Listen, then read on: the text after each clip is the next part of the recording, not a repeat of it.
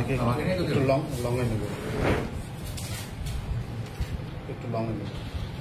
চলে আসো। আরেক ফারুক কোথায়? ও নেই, ও একজন মারা গিয়েছে সেখানে।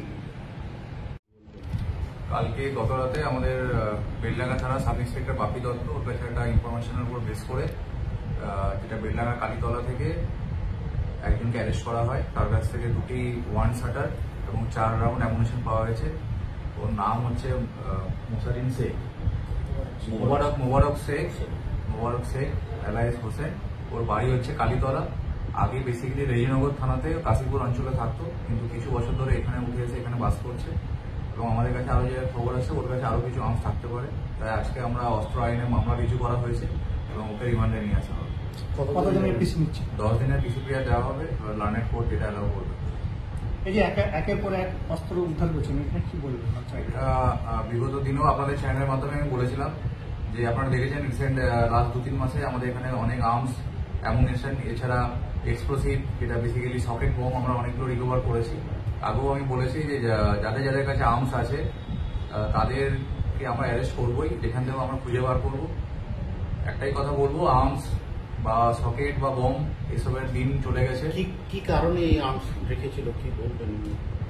বেসিক্যালি আগে যেটা আমরা পড়বো যে আগেও আর্মসের নিয়ে ব্যবসা করতো এবং বিগত রেজিনগর থানাতে এর নামে মেবি কেস আছে। ওকে রিমান্ডে নিয়ে এসে আমরা ভেরিফাই করবো, যদি কোনো পুরোনো কেস থাকে সেই কেসে ওকে ট্যাগ করা হবে। অস্ত্র আসছে এটা অ্যাকচুয়ালি অস্ত্র, এগুলো তো আপনারা নিজেরা অস্ত্রগুলো দেখেছেন, অস্ত্রগুলো এর কাছেই ছিল, পুরোনো অস্ত্র আছে, এগুলো নতুন নয়। এগুলো বেলডাঙ্গাতে তো আর্মস বা বম এগুলো নতুন কিছু নয়, এর আগেও এখানে ছিল, কিন্তু এখন রিকভারি হচ্ছে।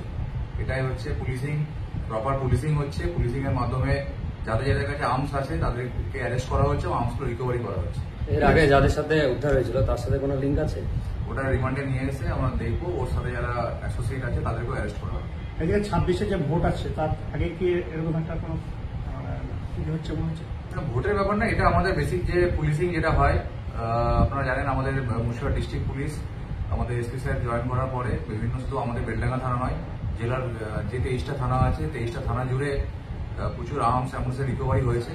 আমাদেরও সেরকম ইনস্ট্রাকশন আছে। আমরাও আমাদের ডাউন দ্য লাইন যারা থানার ফোর্স অফিসার আছে প্রত্যেকেই আমরা অ্যাক্টিভ আছি। যেখানেই যা ক্রিমিনাল অ্যাক্টিভিটি হবে বা অ্যান্টি সোশ্যাল এলিমেন্ট থাকবে তাদেরকে আমরা অ্যারেস্ট করবো এবং যথাযোগ্য আইনত যা যা ব্যবস্থা নেয় সেগুলো নেওয়া হবে।